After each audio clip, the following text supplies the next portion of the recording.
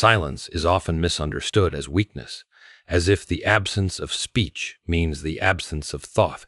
But silence is not an emptiness. It is a weight, a holy ground where the eternal meets the human soul. We live in a world that trains us to fear silence, to fill every gap with chatter, music, or distraction. Yet, silence is not the enemy. It is the condition in which God's voice becomes audible. When we choose to be silent, not because we have nothing to say, but because we are preparing to listen, we discover that silence is the first language of heaven. The Creator has always spoken, but his words are drowned when we cannot bear to be still. Noise, however, has become the tyrant of modern life. We rise to alarms, we work under constant notifications, and we sleep with machines humming around us. The tragedy is not that we have noise, but that we have grown addicted to it. We fear being left alone with our own thoughts, and so we turn up the volume of life, convincing ourselves that we are living fully when in fact we are running from what matters most.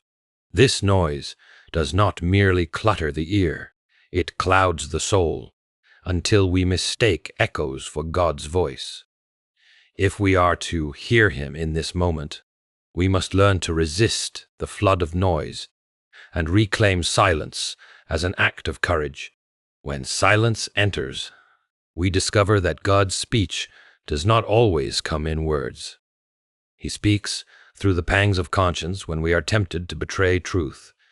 He speaks through the beauty of creation, the sun lifting its head over the horizon, the cry of a newborn, the patience of a tree that grows without hurry. He speaks in conviction when the still, small voice inside us insists on what is right, even when the world mocks us for it. The language of God is not bound to syllables and sentences, it is bound to the heart, and only those willing to listen deeply can understand it. Listening, then, is not a passive posture. To listen is to surrender, to open oneself, to resist the impulse to dominate every space with our own voice. It requires humility, for in listening we admit that the most important word spoken today may not be ours. We are trained to argue, to defend, to persuade, but rarely are we trained to listen. Yet God is not looking for endless speeches from us. He is searching for souls who will bow their noise and say, "Speak, for your servant is listening." To listen is a discipline that can reshape the way we pray, the way we love, and the way we live. We must also learn to recognize that God's voice is not confined to grand, dramatic revelations. More often than not, it is hidden in the ordinary moments we overlook. A stranger's kindness, a child's laughter, a season of suffering. All these carry whispers of eternity. The divine does not always shake the mountains. Sometimes it brushes softly against the human spirit, asking only that we notice. If we are waiting for thunder, we may miss the gentle rain. If we demand miracles, we may overlook mercies. God is speaking this very moment. Not always in ways that impress the world, but always in ways that shape the soul. Yet silence is not an end in itself. To hear God and remain unchanged is to mock the gift of revelation. True listening must become transformation. The voice we hear in silence calls us to act in the noise, to carry what was whispered in stillness into the marketplace, the classroom, the home, and the streets. God's chosen ones are not called to retreat into silence forever, but to let silence prepare them for service. The world does not need louder voices, it needs truer ones, voices that have first listened before they speak. If we will dare to be silent, to listen, to hear, then when we rise, our words will no longer be ours alone. They will carry the weight of heaven. Silence is not the absence of sound, but the presence of something greater than noise can contain. We often imagine silence as a void, an empty space, waiting to be filled, Yet the truth is that silence is already full of depth, full of meaning, full of possibility. The reason we find silence so uncomfortable is not because there is nothing within it, but because it reveals too much. In silence, the voice of our conscience grows louder, the weight of our thoughts presses in, and the awareness of something beyond us becomes unavoidable. That is why silence is sacred. It refuses to flatter our distractions. It calls us back to ourselves, and it points us toward the eternal. When one enters silence with a sincere heart, a strange discovery takes place. The world outside does not vanish, yet it begins to arrange itself differently. Sounds that once seemed trivial, like the rustling of leaves or the beating of one's own heart, suddenly gain a new importance. They remind us that life continues even when we stop striving, that creation sings its song whether we participate or not. It humbles us.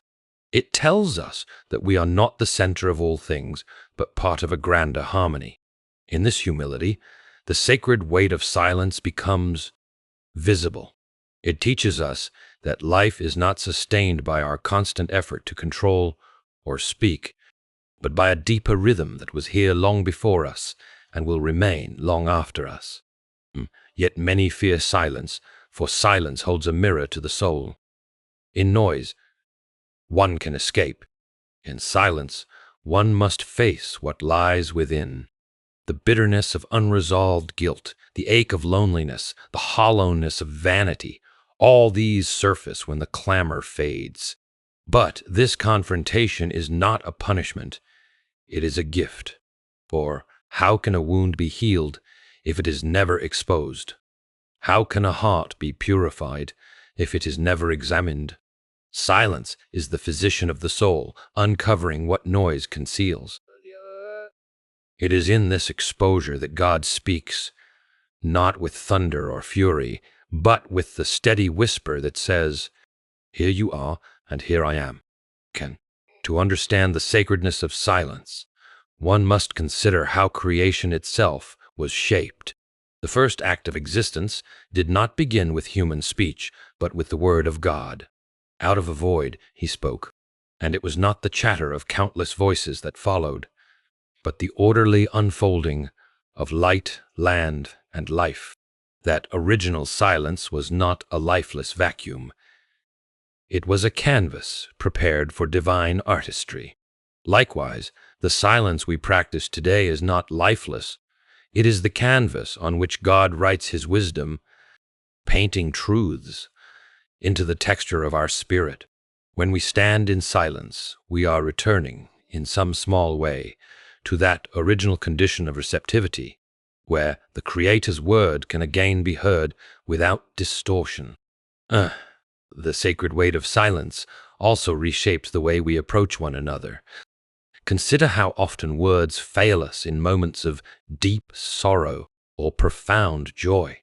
When a friend grieves, the most healing presence is not an eloquent speech, but the quiet companionship of someone who sits without hurry. When a child sleeps in the arms of a parent, it is not the parent's words, but the parent's silence that creates safety. Silence, in this sense, is not weakness but strength. The strength to be present without needing to dominate the moment. It is a language more eloquent than speech, one that communicates trust, compassion, and reverence. To master silence in human relationships is to master one of the deepest forms of love. But silence is not only relational, it is also practical. History is filled with testimonies of leaders, thinkers, and saints who withdrew into silence not because they had nothing to contribute, but because they needed to prepare themselves to contribute rightly.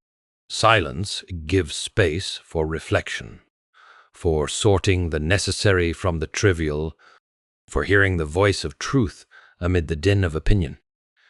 In a culture obsessed with speaking quickly and loudly, silence becomes a revolutionary act. It resists the tyranny of shallow noise and insists that wisdom is worth waiting for. A person who can be silent is not enslaved by the demand to perform, uh, but free to discern when to speak and when to refrain. Okay.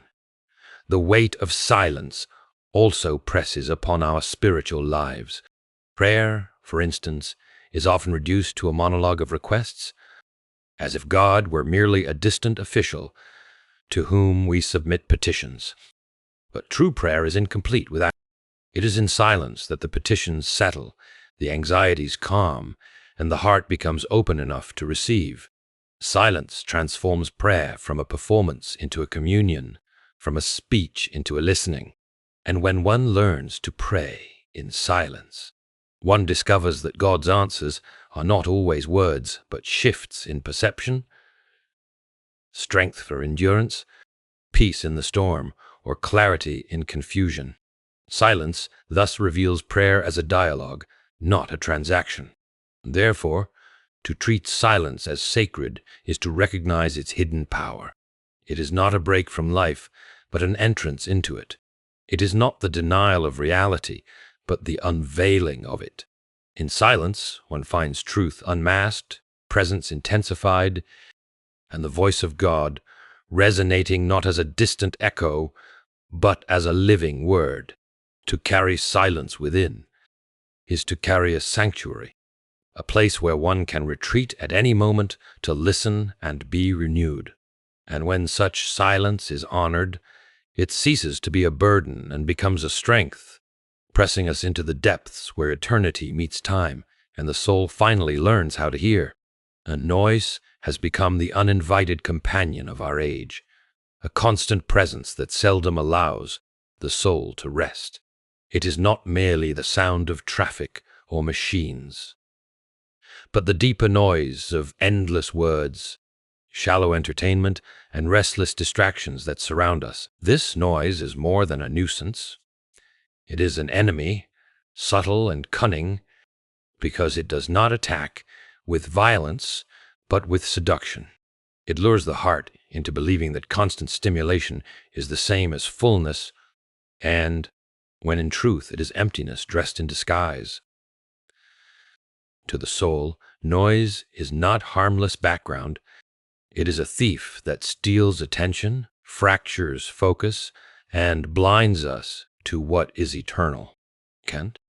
The danger of noise lies in its ability to create illusions. It convinces us that motion is progress, that chatter is wisdom, that busyness is significance. But beneath the surface, something vital is lost. When every waking moment is saturated with sound, the inner self has no room to breathe. We move from one distraction to another, not because we are truly hungry for life, but because we are afraid of facing the silence within. This avoidance is costly. A soul that never encounters silence is like a body that never rests, exhausted, weakened, and unable to discern what truly matters. Noise, in this way, does not simply entertain us, it enslaves us. Consider how the human mind has been designed to process thought. Reflection requires space, clarity, and quiet. Yet in a world of constant noise, thought is interrupted before it can reach depth. Shallow ideas replace deep convictions, and reaction replaces reflection. The endless stream of words and images flowing from screens becomes a flood that drowns the very capacity for wisdom. It is no wonder that confusion reigns when noise is allowed to rule unchecked. We become informed about everything, yet transformed by nothing, aware of countless opinions, but unable to distinguish truth from falsehood. The enemy of the soul does not need to silence us with chains. It need only distract us with noise. Noise also corrodes. In the midst of constant distraction, we may find ourselves physically present with others, but mentally absent, our attention divided and our hearts. Instead of listening deeply to one another, we are often half engaged, our minds tethered to the next notification or the next demand. The intimacy of true conversation, where souls meet in honesty and presence, is replaced by surface-level exchanges that never touch the core. Noise robs us not only of communion with God, but of communion with each other. It fills the space where love, patience, and understanding should grow, leaving behind a restless emptiness that no amount of activity can satisfy. Okay? The greatest deception of noise is that it presents itself as harmless. Few fear it, and fewer resist it, yet its influence is far-reaching. When the constant hum of distraction fills our lives, we no longer notice the subtle nudges of conscience, the voice that warns us of selfishness, that reminds us of integrity, that calls us to courage, becomes faint against the roar of competing sounds. Over time, the conscience is dulled, not because God has ceased to speak, but because the soul has ceased to listen. This is why noise is so dangerous. It does not fight us openly. It slowly numbs us until we forget what it means to hear. Anked? To understand the hostility of noise toward the soul, one must see how it undermines rest. Rest is not merely the cessation of labor, it is the renewal of spirit. Yet rest is impossible without stillness, and stillness is impossible where noise dominates. The human heart longs for restoration, but when every moment is filled with music, news, conversation, or entertainment, the heart is never given a chance to breathe. Instead of peace, anxiety grows. Instead of renewal, exhaustion deepens. People wonder why they are restless, yet they refuse to disconnect from the very noise that fuels their restlessness. Noise does not grant rest, it multiplies weariness. Even in the realm of faith, noise proves itself a formidable adversary. Many imagine that spiritual vitality requires constant words, long prayers, endless songs, unceasing activities. While these have their place, they can become substitutes for true communion. Faith is not measured by volume, but by depth, not by the noise of our devotion, but by the sincerity of our listening. When religion itself becomes noisy, it risks turning sacred encounters into performances where God's voice is drowned by our own. The enemy of the soul delights in such confusion, and for nothing pleases it more than a faith so noisy that it never truly hears. The truth is that noise cannot be defeated by more noise. It can only be resisted by intentional quiet. To reclaim the soul from the enemy's grasp, one must dare to turn down the volume of life and face what lies beneath. This act of resistance is not easy. It feels uncomfortable at first, even frightening, because it forces us to encounter truths we have long ignored. Yet it is only through such courage that freedom comes. The soul, once freed from noise, rediscovers its capacity for clarity, for wisdom, for communion. It remembers that life is not measured by how much sound we produce, but by how much truth we receive. Noise is not a trivial inconvenience, but a spiritual adversary. It fills the ears, clouds the mind, and numbs the heart, leaving the soul vulnerable and distracted. But for those who choose to resist it, for those who are willing to embrace the stillness it hides, there awaits a deeper life, one marked not by the emptiness of noise, but by the fullness of presence. The enemy of the soul thrives in distraction, but it trembles in silence, for silence is where truth becomes clear, and where God's voice is finally heard. Kinged. The human heart has always possessed a language that transcends words, a way of communicating that cannot be captured by grammar or confined to sentences. Words, for all their beauty, often stumble when asked to express the deepest truths of the soul. They are too small for the vastness of love, too fragile for the weight of grief, too limited for the wonder of awe.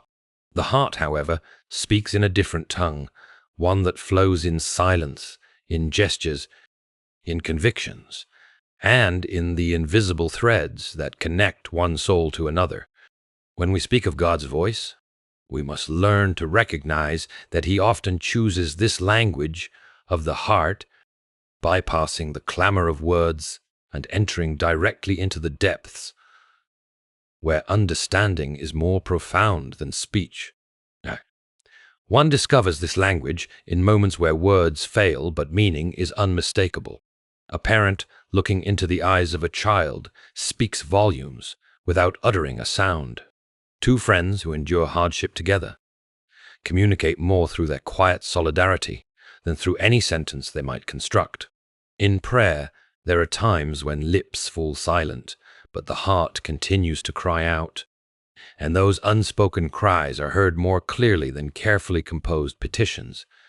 These are not instances of silence alone, but of a deeper form of communication, where truth moves beyond sound and enters the realm of direct perception.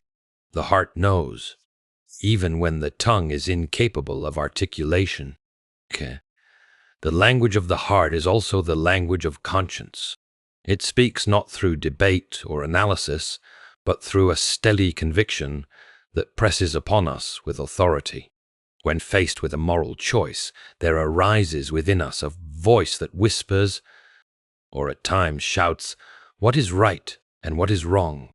It is not always comfortable, for it often contradicts our desires, but it is unmistakably real. To ignore it is to dull the soul. To heed it is to align ourselves with truth. This conscience is not a product of mere social conditioning. It is evidence of a deeper moral order written into the very structure of our being. God does not always need thunder to make Himself known. Sometimes He speaks in that inward certainty that guides us even when the path is costly. Nature itself becomes a text written in the language of the heart. The stillness of dawn, the grandeur of mountains, the ceaseless rhythm of the ocean, these do not speak in human vocabulary, yet they stir something profound within us. They awaken awe, gratitude, and humility, reminding us that creation is not an accident, but a revelation. The heart understands what the intellect struggles to articulate. That beauty points beyond itself, that order suggests design, that life whispers of a creator. Such experiences do not provide arguments, they provide encounters. The language of the heart teaches us that not all truths need to be proved to be believed, for some are known more deeply than logic can carry. It is also through suffering that this language reveals itself. In moments of deep pain, words often fail. The one who grieves may find no language adequate to describe the weight of loss, and those who wish to comfort often feel powerless to say the right thing. Yet in such moments, presence itself becomes speech. A hand held, a tear shared, or even silence offered with compassion communicates what no words can: solidarity, love, and hope. This is the heart's way of speaking when language falls short. It is also in suffering that God often speaks most clearly, if not with easy explanations, but with a companionship that whispers, "You are not alone." The heart can hear this, even when the ears hear nothing. The language of the heart requires cultivation, for though it is innate, it is easily drowned by the noise of life. To discern it, one must practice attentiveness, slowing down enough to notice what the soul is saying beneath the surface. This attentiveness is not mere introspection, but a form of listening to oneself, to others, to God. It requires patience, humility, and a willingness to admit that the loudest voice is not always the truest. In a culture that prizes clever words and constant speech, the ability to listen with the heart becomes a rare and precious gift. It allows us to understand beyond argument, to perceive beyond explanation, and to receive truths that cannot be taught but only revealed. The language of the heart also demands authenticity. Words can be manipulated, twisted to deceive or flatter, but the heart's voice resists such corruption. It reveals itself in integrity of character, in the alignment of what one says with what one does. This is why we trust those whose actions speak louder than their promises, whose sincerity is evident without performance. God himself, for it is not the eloquence of prayers that moves him, but the truthfulness of the heart that offers them. When the heart is honest, its unspoken words rise like incense, carrying weight that no crafted speech could achieve. To live attentive to the language of the heart is to open oneself to a dimension of life that is often overlooked. It is to realize that truth is not always declared in arguments, that love is not always shouted in declarations, that God is not always announced with noise. Sometimes the deepest realities arrive quietly, bypassing the ear and settling directly into the soul. The challenge is not whether God is speaking, but whether we have trained ourselves to understand. And when we do, we discover that the language of the heart is universal, uniting humanity across cultures and times, binding us together in a shared capacity to know, to feel, and to recognize the divine whisper that calls each of us to listen more deeply. Listening is often mistaken for a passive act, as if it were nothing more than the absence of speaking. But genuine listening is not. It is an act of deliberate attention, of humbling oneself to receive rather than to dominate. To listen requires more strength than to speak, for speech asserts control while listening surrenders it. It is easy to fill silence with words, erwasa, but it is far harder to restrain the tongue and offer the mind and heart as open ground where truth may take root. The discipline of listening is not simply about hearing sounds, but about cultivating the ability to discern meaning, to recognize truth, and to allow that truth to shape one's life. The difficulty of listening lies in the restless nature of the human spirit. Even when we appear silent, inwardly our thoughts race, preparing replies, forming judgments, and anticipating what comes next. To listen with discipline is to resist this inner noise, to suspend the impulse to answer before understanding. It requires a stillness of mind that does not come naturally but must be trained. Just as an athlete strengthens the body through repeated practice, the listener strengthens the soul through repeated restraint. By choosing not to rush into speech, by holding back judgment until understanding is complete, one learns to receive what is offered rather than impose what is assumed. This restraint is not weakness but wisdom, for only in listening do we encounter realities beyond our own perspective. In the realm of human relationships, the discipline of listening proves indispensable. Consider how many conflicts could be softened if people truly listened, rather than merely waited for their turn to respond. So often what we call dialogue is nothing more than alternating monologues, each voice competing to be heard, but neither willing to hear. In such spaces, words multiply but understanding diminishes. True listening, however, changes the atmosphere. When one person feels genuinely heard, defenses lower, hostility softens, and trust begins to grow.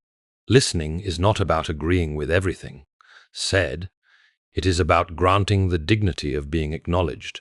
This simple act of disciplined attention can heal wounds that no eloquent argument could mend. The same truth applies in the realm of learning. The greatest minds in history were not those who spoke endlessly, but those who listened deeply. They listened to the patterns of nature, to the wisdom of mentors, to the stirrings of their own conscience. They were attentive to what others ignored. Knowledge is gathered by the ears as much as by the eyes, and wisdom is born when what is heard is carefully reflected upon. The discipline of listening transforms information into insight. For it requires not only the capture of words, but the contemplation of their meaning. A student who cannot listen cannot learn, and a leader who cannot listen cannot guide. The spiritual life, too, demands this discipline. Many approach prayer as though its power lies in how much is spoken, how eloquently requests are presented, or how passionately words are delivered. Yet often, the deepest encounters with God come not through extended speech, but through stillness, where the soul falls silent. And the discipline of listening in prayer requires patience, for the divine voice is rarely rushed or forced. So it requires humility, for it means admitting that our words are not the most important ones in the conversation. And it requires faith, for listening often means waiting in silence without immediate clarity. But in such discipline, the soul learns to hear whispers of conviction, comfort, and guidance that would otherwise be missed in the noise of constant speaking. Listening disciplines the ego. The desire to speak quickly often arises from the need to prove oneself, to be recognized, to assert importance. By choosing instead to listen, the ego is dethroned. It is a humbling act to allow another's words to take precedence, to yield the floor, to set aside one's own need to be heard in order to give space to another. This humility reshapes character, teaching patience, empathy, and compassion. Over time, the disciplined listener becomes one who does not merely hear words, but perceives hearts. Such perception is rare in a world of noise, but it is desperately needed. The practice of listening requires more than ears. It requires the whole self. Eyes must observe, noticing the unspoken language of expression and gesture. The heart must remain open, resisting the temptation to dismiss or judge too quickly. The mind must be disciplined to focus, setting aside distractions, and giving undivided attention. This total engagement transforms listening into something sacred, a meeting place between souls, a space where understanding can flourish and where truth can be received. In such moments, listening ceases to be a burden and becomes a gift, both to the speaker who feels valued and to the listener who gains insight. Even in the ordinary rhythms of life, opportunities for disciplined listening abound. The rustle of wind through trees, the laughter of children, the cry of someone in need, all these can become lessons if the ear is trained to hear. Too often, we hurry past these sounds, considering them background, when in fact they carry significance. The world is always speaking, but only the attentive hear its wisdom. Listening, therefore, is not confined to conversations. It is a way of inhabiting life with openness, of receiving the world as something worth paying attention to. The discipline of listening ultimately transforms how we live. It slows us down in a hurried world, deepens us in a shallow culture, and grounds us in a restless age. It teaches us that silence is not empty but full of meaning, that others are not obstacles but teachers, that God is not distant, but it shows us that listening is not weakness but strength, not passivity but participation, not loss but gain. To live as a disciplined listener is to live in a posture of openness, ready to be shaped by truth wherever it may come from, whether through the voice of another, the stirrings of conscience, or the whisper of God.